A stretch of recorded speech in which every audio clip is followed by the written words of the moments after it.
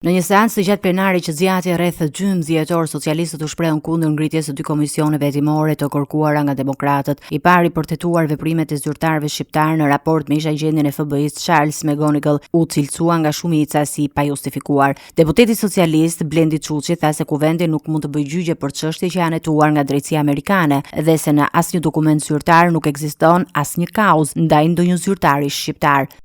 Dhe në rastin konkret, fatkeqësisht vëmë re se nuk paraqiten fakte, prova, dokumenta apo të dhëna të besueshme që të tregojnë se autoritetet shtetërore shqiptare kanë kryer veprime të paligjshme që kërkojnë hetim parlamentar. E përcakton qartë që ngritja e komisionit kur e kërkon 1/4 e deputetëve është e detyrueshme. Shkojmë më lart. Neni 5 i ligjit thot po të njëjtën gjë. Është e detyrueshme. Shkojmë akoma më lart, kryetar. Se neni më pas ligji ka dhe detyrime për ju që duhet bëni juve. Neni 77 i kushtetutës e thot fare qartë. Kuvendi ka të drejtë dhe me kërkesë të 1/4 të gjithë anëtarët e tij është i detyruar të caktojë komision hetimi për të shqyrtuar një çështje të veçantë. Është i detyruar, kryetar. Nuk vën në diskutim këtu ngritjen. Gjithë debati i ngritur dhe i shqyrtuar nga jurisprudenca e Gjykatës së Kushtetuesës është në lidhje me objektin e këtij komisioni. Në çdo rast, objekti, thot Gjykata Kushtetuese, nuk mund ngushtohet, zvoglohet apo të anullohet. Ajo që doni të bëni ju është ta anulloni atë, po jo duke diskutuar mbi objektin, por duke diskutuar mbi ngritjen ose jo të komisionit të Kushtetutës SQL. Tani do ju kujtoj diçka,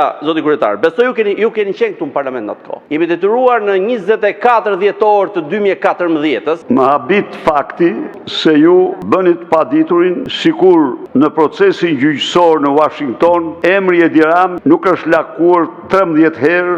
Por për opozitën çështja me McGonigal mbetet një plagë e hapur që sipas Ari Berishës përfshin vetë kryeministrin Edi Rama dhe disa ish-ministra. Në sallë Berisha drejtoi gishtin ndaj ministrit të drejtësisë Ulsi Manja, duke akuzuar për përfshirje në afera korruptive. Po. Urdhë?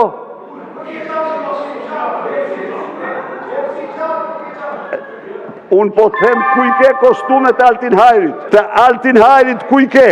Se nëzorë është i lirë Altin Hajrit sot, me ardumanin tëmë dhe ke nëzirë të lirë Altin Hajrit. Po, ku e ke qatë dhe Louis Vuitton? Ku i ke 500.000 eurot? Ja pra, këto janë. Edhe në Vjenë thuhet se shkove ti, pastaj the ka shku e Tilda. Vjenë me McGonigalin, e akuzova unë, pastaj tha jo, ka qenë e Tilda, s'kam qenë unë Vjenë me te. Çfarë kostum është vesh Ulsi Manja dhe çfarë kostum është vesh Sali Berisha, hajtë t'i nxjerrim, sa boje jotja, sa boje imja.